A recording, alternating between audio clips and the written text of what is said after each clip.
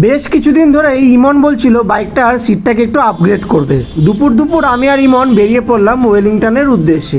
ওয়েলিংটনে ঢুকতেই এই সুলতানদার সিট কভারের দোকানে এসে প্রথমে সিটটা খুলিয়ে নেওয়া হলো। আসলে রোজ বাইপাস ধরে অফিস বাড়ি অফিস করতে করতে ইমন বলল, ভাই এই সিটটায় আর দিচ্ছে না, পেছন ব্যথা হয়ে যাচ্ছে, তাই সিটটাকে একটু গদি লাগিয়ে নরম করতে হবে যাতে অনেকক্ষণ রাইড করলেও কমফোর্টেবলভাবে রাইড করা যায়। তো দাদাকে একটা ভিডিও দেখিয়ে আমরা বললাম আমাদের সিটটা ঠিক এরকম টাইপের লাগবে। দাদা বলল ঠিক আছে, আমি বুঝে গেছি তোমাদের কীরকম সিট লাগবে, আমি কিছুক্ষণের মধ্যেই বানিয়ে দিচ্ছি, একটু ধৈর্য ধরে বসো, কারণ তোমরা যেই কাজটা নিয়ে এসো এই কাজটা কিন্তু বেশ সময় সাপেক্ষ।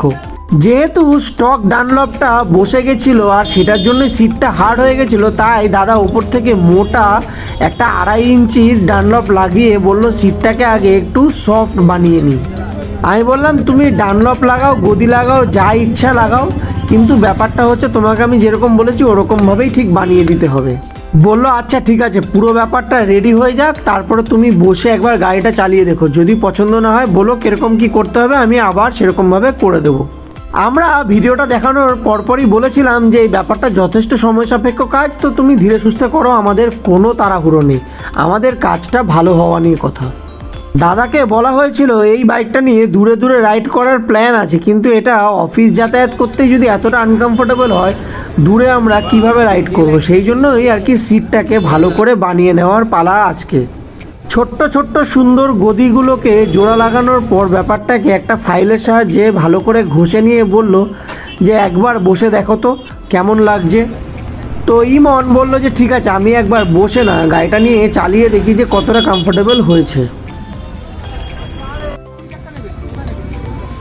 বাইকটা চালিয়ে আসার পর বলল না বেশ কমফোর্টেবল হয়েছে আগের থেকে।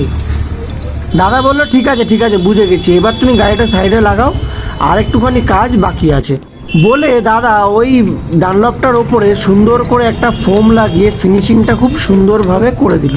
এইবার যথারীতি আমাদের বললো সিট কভারটা কীরকম মেটেরিয়ালের করবে একবার দেখে নাও, তারপরে আমি এটা স্টিচ করিয়ে নেব। তারপরে আমরা একটা মেটেরিয়াল ওনাকে চুজ করে দেওয়ার পর সেটার মাপঝাপ কেটে কুটে সেই সিটটার ওপরে বললো আগে একটা প্লাস্টিক দিয়ে দিচ্ছি, যাতে বৃষ্টি ফিষ্টিতে ভিজলেও তোমার সিটের মধ্যে দিয়ে জল গেলে ভেতরে স্পঞ্জটা ভিজে না যায়, সেই জন্যই এই প্লাস্টিকটা দিয়ে দিলাম।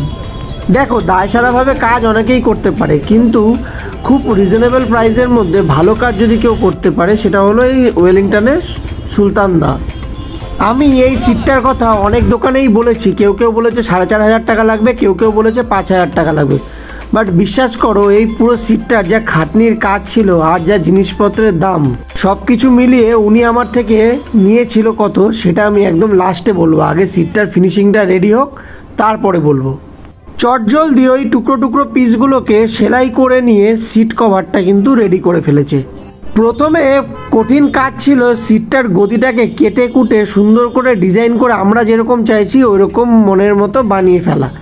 তারপরে খাটনির কাজটা হলো এই সিট কভারটাকে লাগিয়ে নেওয়ার পর যাতে কোনো জায়গায় কুঁচকে না থাকে সেই জায়গাটা ভালো করে দেখে সিট কভারটাকে অ্যাডজাস্ট করা।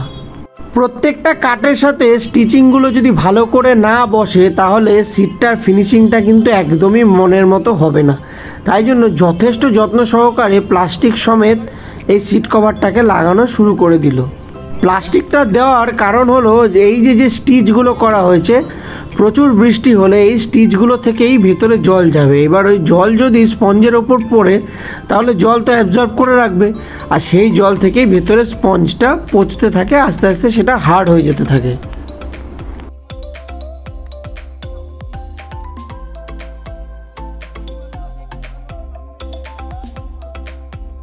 একটা অ্যাঙ্গেল থেকে টেনে টেনে জিনিসটাকে ভালো করে সেট করে পিন দিয়ে লক করতে হচ্ছিল।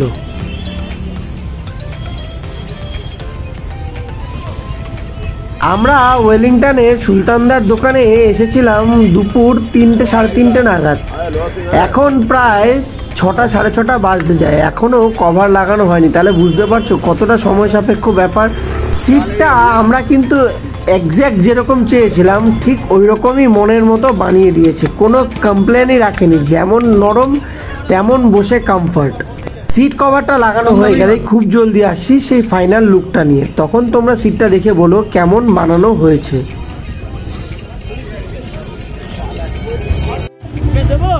হ্যাঁ দেবে তো, কেন দেবে না? শুধু সিট কভারেই সীমিত নয়, সিটের সাথে একটা বেল্টও দিয়েছে, যাতে কোনো সময় গাড়িটাকে আগে পিছু করানোর জন্য ওই বেল্ট ধরে করা বা হেলমেট বা কোনো ডকুমেন্ট রাখার জন্য এই বেল্টটা কিন্তু যথেষ্ট কাজে লাগে। যারা বাইক নিয়ে রাইড করো তারা জানো এই বেল্টের মর্ম কতটা। সিট কভারটাকে ভালো করে পিন আপ করে দেওয়ার পর এক্সট্রা যেই পার্টটা বেঁচে ছিল সেটা আস্তে আস্তে কেটে ফেলে দিল। এটাকেই বলে যে কোনো কাজ গুছিয়ে করলে কিন্তু সেই কাজটা অবশ্যই সুন্দর হবে। সিট কভার কিন্তু লেগে একেবারে রেডি, বেল্ট সমেত। এই সিটটার দাম নিয়েছিল মাত্র 2300 টাকা। সিট কভারটা রেডি হয়ে যাওয়ার পর বাইকটা নিয়ে আসা হলো। বললো যে এবার সিটটাকে সেট করিয়ে একবার কভার লাগানোর পর বসে দেখো যে কেমন লাগছে বসার পর। কারণ প্রথমবার বসা হয়েছিল শুধু স্পঞ্জের ওপর, তারপরে আবার একটুখানি ফোম লাগিয়ে ওপর থেকে প্লাস্টিক লাগিয়ে কভারটা লাগিয়ে দেওয়া হলো, কিন্তু দেখা গেল বাইকের সিটটা লক করার সময় সিটটা কুঁচকে যাচ্ছে। তাই জিনিসটাকে খুলে বললো যে আরেকবার এই কভারটাকে ঠিক করতে হবে, নাহলে এরকম কুঁচকে থাকবে, সেটা ভালো লাগবে না। সিটটাকে একটুখানি টেনে সাইড থেকে অ্যাডজাস্ট করে দেওয়ার পর বললো যে না হয়ে গেছে, এবার একবার চেক করো। দেখো এবার সিটটা লাগিয়ে নেওয়ার পরেও কিন্তু সিট কভারটা কুঁচকে নেই আগের মতো। সিট তো একদম মনের মতো রেডি হয়ে গেছে। আমি ইমনকে বললাম ভাই একবার বসে দেখ এবার। ইমন বসার পরেই বলছে ভাই সেরা, এ তো মনে হচ্ছে বাড়ির সোফা বানিয়ে দিয়েছে পুরো। আমি বললাম কিরে খুশি তো কাজ দেখে? বললো হ্যাঁ হ্যাঁ দাদা যা বানিয়ে দিয়েছে, আমি বেড লাগিয়ে বলছি এরকম সফট তো কেউ বানাতে পারতো না। এত কম পয়সার মধ্যে এতটা ভালো কাজ আমি কখনোই এক্সপেক্ট করিনি। যাই হোক তুই আমার এক্সপেকটেশনটা অনেকটা বাড়িয়ে দিলে এই দাদার কাছে নিয়ে এসে। আমি নিজের অভিজ্ঞতা থেকে বলছি দাদা যথেষ্ট ভালো কাজ করে আর যথেষ্ট রিজনেবল দাম নেয়। এবার আমরা চটপট বেরিয়ে পড়লাম। ইমন ওর পছন্দ মতো সিট পেয়ে গেছে, এবার আমরা যেতে যেতে বাকি রিভিউটা দিয়ে দেবো। আমাদের হ্যাপিনেসটা ভিডিওতেই দেখতে পাবো। আজকের মতো এটুকুই, দেখা হচ্ছে অন্য কোনো ভিডিওতে, ততক্ষণের জন্য টাটা।